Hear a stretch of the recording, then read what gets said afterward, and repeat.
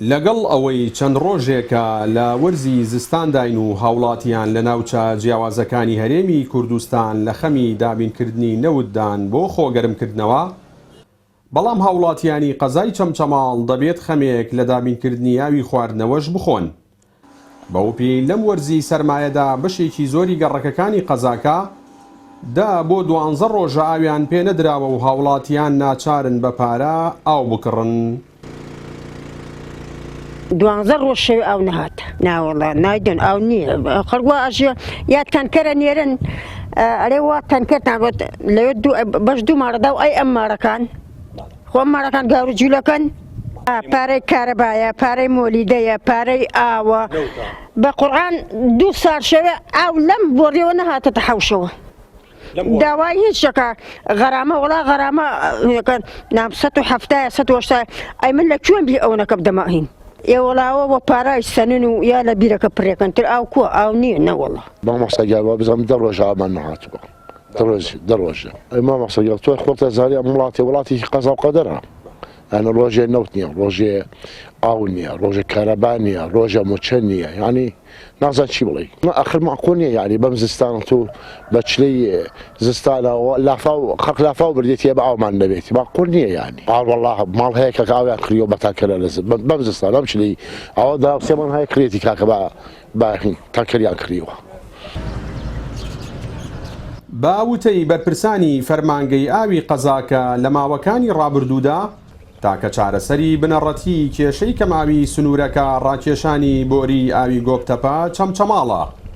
کە پێشتر چەندین جار پارەی بۆ تەرخان کراوە بەڵام تا ئێستا جێبەجێ نەکراوە. بەشێکی تر لە هاوڵاتیان دەڵێن سەرڕای کەماوی ماوەی زیاتر لە 7 مانگە کێشە لە تۆڕی ئاوی گەڕەکەکانیاندا هەیە و هیچ بڕائاوێکی پێویستیان پێناگات. 7 مانگە زیاتر کێشە لە تۆڕی ئاوەکەیە هەیە ئیتر ئاو ناگە بە ماڵانە بەلایانی پێنیداتان تۆ بەسەری خۆتان بەس قایمقامان گوتووە بە داری ئاومان گوتووە هیچ پرسیاران نەکردووە وەڵا بە تەنکەر بۆیاندی وەڵی من خۆم ئیمڕۆ بە تەنکەر کڕیبووە بەرە وەڵا بارگرانی ئەی کاکە بارگران نیە پارەی ئاوە دەی پارەی کارەبا دەی پارەی هەموو شتێکە دەی تۆ کاکە دەبێ خەب لە ئاوەکەش بخۆی ئەوە نەوتەکە لێ بووەسێ دەبێ ئاوەکەش خەمی لێ بخۆی وەڵی داواکاری بەهەنەیە حکومەت بێ بەدەنگمانەوە ئەو شتانەمە بۆ جێبەجێ بکە و بەشکم ئاوەکە بە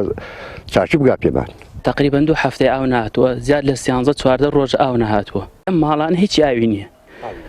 خەڵکی شوێنەکانی تر شارەکانی تر و گەڕەکانی تر هەموو خەمی نەوتێتی ئەمە لە زستانە خەمی ئاومان هەیە ئەنجاکەکەیەتش ناگاتە ئێمە ئەوەی لە خواردتر بێ ئیسفادەی لێکە ئەوەی لەسەرەوە بێ ئاوی بۆ نایەت ئیتر ئەبێ پشت بە ئاو بکڕین و پشت بە تەنکەرەکان ببەستین ئەگەر ئەوەش 2 هەفتە جارێک بێ هەفتەی جارێک بێت ئەوەش بەشی هەموو ماڵەکان ناکات. بەردەوامی قەیرانی کەماوی لە قەزای چەمچەماڵ و ناحیەکانی دەوروبەری لە کاتێکدایە